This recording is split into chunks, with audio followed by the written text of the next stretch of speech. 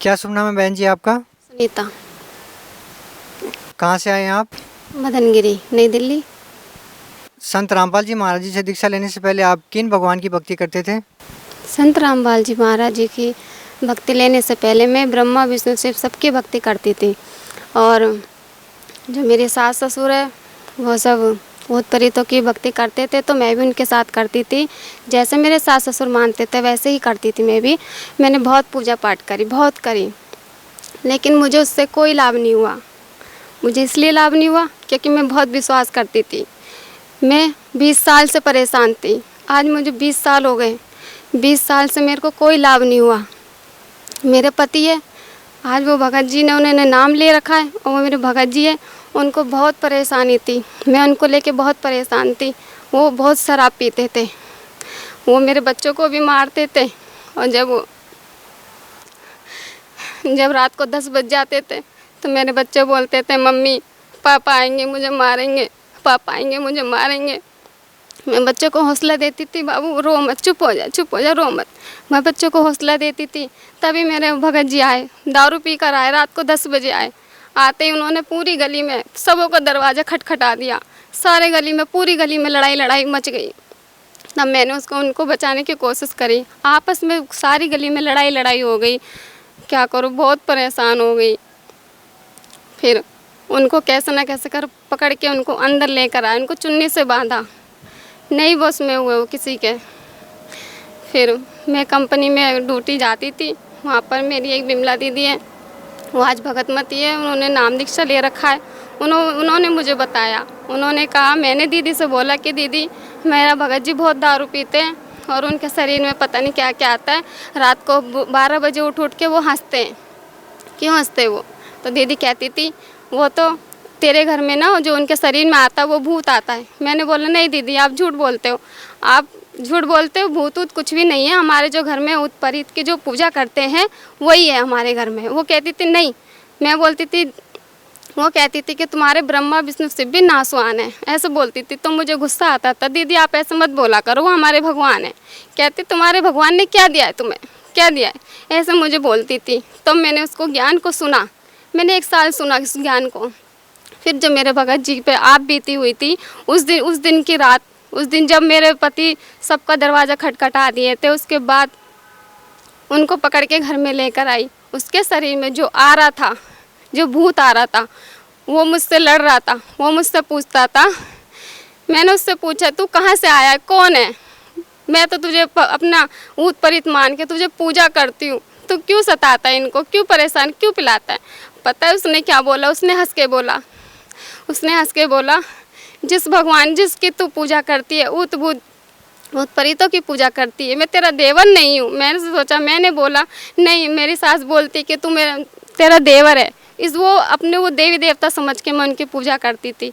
लेकिन वो हंसकर बोला, क्या मैं तेरा कोई देवर एवर नहीं हूँ, मैं कसाई हूँ, कसाई क्या करेगी तू, कसाई हूँ, ऐसे बोला उसने।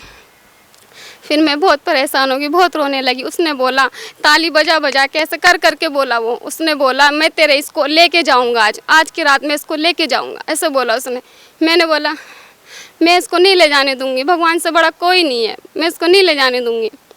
क्योंकि मुझे तो ज्ञान हो चुका था, मैंने 1 साल से सत्संग सुन रखा था दीदी के पास कंपनी में, तो मुझे ज्ञान हुआ। मैंने उनको ना अकेला नहीं छोड़ा। अगर मैं उनको अकेला छोड़ देती तो वो आज फांसी लगा के मर जाते। और वो रात को भी कोशिश कर रहे थे फांसी लगाने की, लेकिन हम, मेरी सास और मैं, रात के 3 बजे तक हम जगते रहे। मेरे ससुर को रात को 2:30 बजे बुला के लाई। उनको बोला, पिताजी तुम इनका ध्यान रखो, नहीं तो ये भाग जाएंगे। उनको ध्यान रखा, कैसे न कैसे करके वो वाली रात निकल चुकी। फिर सवेरे दोबारा आ गया वो। फिर उसने बोला, क्या रात को तो तुम लोग जग रहे थे, तुम्हें छोड़ दिया तेरे आदमी को, लेकिन आज की रात नहीं छोड़ूंगा। फिर मैंने मेरी दीदी को कंपनी में फ़ोन लगाया, दीदी मुझे बहुत परेशानी आ रही है, मैं क्या करूं? दीदी ने बोला, तू रोए मत, चुप हो जा, शाम को मेरे घर ले आइयो। जैसे मैं शाम को उनके घर पे लेके गई, मैंने सोचा कल की रात तो निकल गई, लेकिन आज की रात ये कहता है कि मैं तुझे नहीं छोड़ूंगा, लेके जाऊंगा, तुझे लेके जाऊंगा। कहता है मेरे भगत जी का नाम राम जी लाल है, तो बोला इस राम जी लाल को तो मैं लेके ही जाऊंगा, तो कुछ भी कर लेके ही जाऊंगा, ऐसे से बोलने लगा। तो मैं दीदी के घर पे लेके गई। वहाँ पे दीदी के घर में परमात्मा की आरती चल रही थी। वहाँ पे मेरे भगत जी को नहीं पता था कि दंडोत्तम क्या होता है। मेरे भगत जी जाके दंडोत्तम करे, पूरी आरती सुनी। पूरी आरती सुनने के बाद मैं कपड़े वपड़े लेकर आई, भाग के कपड़े वपड़े फटाफट लाई तो भगत जी सत्संग सुनकर आए हुए थे। उन्हें बुखार हो रहा था, लेकिन मैंने भगत जी से बोला, भगत जी मुझे बहुत परेशानी हो रही है, बहुत दारू पी के बहुत ड्रामा कर रहे रात भर। फिर मेरे पति इनको लेके गई, मेरे साथ में कोई नहीं। भगत जी ने बोला कि तू एक जने को और ले ले, नहीं तो ये रास्ते में से भाग जाएगा, कल के दिन कुछ भी हो सकता है, मैं कुछ नहीं कर सकता। तो फिर मेरे बड़े वाले नंदोई थे, वो आ गए। उनको लेके जब मैं वहाँ पर गई, वहाँ पे उनको मैंने नाम दीक्षा दिलवाया। आज वो परमात्मा के शरण में हैं और वो बहुत अच्छे हैं। जो सद्भक्ति सदगुरु रामपाल जी महाराज जी ने आपको दी है, उनसे आपको क्या क्या लाभ हुए?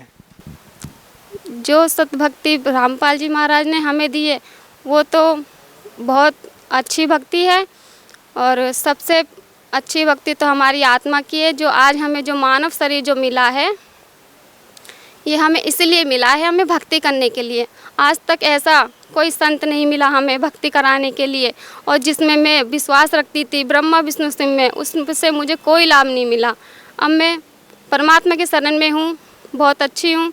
मेरे भगत जी ने सब ऐब छोड़ दिए हैं। जो मेरे भगत जी आज वो उन्होंने नाम दीक्षा ले लिया है, आज वो बहुत अच्छे हैं, सारा ऐब छोड़ दिया है। और दारू के लिए जो पैसा छुपाते थे, आज अपने बच्चों के लिए केले वेले दूध ले आते हैं, अब बहुत अच्छे हो गए। और हमें जो ये भक्ति ज्ञान जो दिया परमात्मा ने, इसका आत्म कल्याण का, सपने में भी नहीं सोच सकते थे हमें ऐसे परमात्मा मिलेंगे। ऐसा भी कोई भगवान है। हम किस भगवान की पूजा कर रहे थे? गुरु जी के शरण में आने के बाद ही सारा कुछ कल्याण हो गया। भगत जी मेरे अच्छे हो गए और मैं भी अच्छी हो गई हूँ। मुझे भी तबीयत ख़राब रहती थी, हमेशा हाथ पैर में दर्द बीपी वगैरह रहता था। गुरु जी के शरण में जाने से सब कुछ अच्छा हो गया। जब आप सतलोक आश्रम बरवाला में जाते थे तो आपको कैसा महसूस होता था?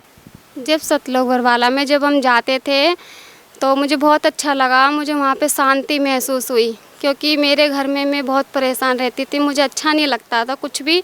वहाँ पे जाने के बाद मेरे को बहुत अच्छा लगा, आत्मा को बिल्कुल शांति मिली वहाँ पर जाने से। बहन जी, आप भगत समाज को क्या संदेश देना चाहते हैं? मैं भगत समाज को ये संदेश देना चाहती हूँ कि जितने भी घर में परेशान है, जिसके आदमी लोग जो दारू पीते हैं, जो परेशान है, जैसे मैं परेशान थी उसी तरह बहुत घर परेशान है। मैं उनसे हाथ जोड़ के यही निवेदन करूँगी, क्या सत्संग देखे, साधना चैनल पे 7:40 पे जो सत्संग आता है वो देखे, और उसमें गुरुजी बताते हैं, भले ही नाम मत लो लेकिन देखो, उसको देख के आपको खुद पता चल जाएगा कि कैसी भक्ति देते हैं वो, शास्त्र के अनुसार देते हैं, वो खुद बताते हैं उसके अंदर। मुझे भगत समाज से यही संदेश देना चाहती हूँ कि पूर्ण परमात्मा सतगुरु रामपाल जी के रूप में आए हुए हैं, आप सब लोग वहाँ पर आए और अपना कल्याण करवाएं। बहुत बहुत धन्यवाद आपका।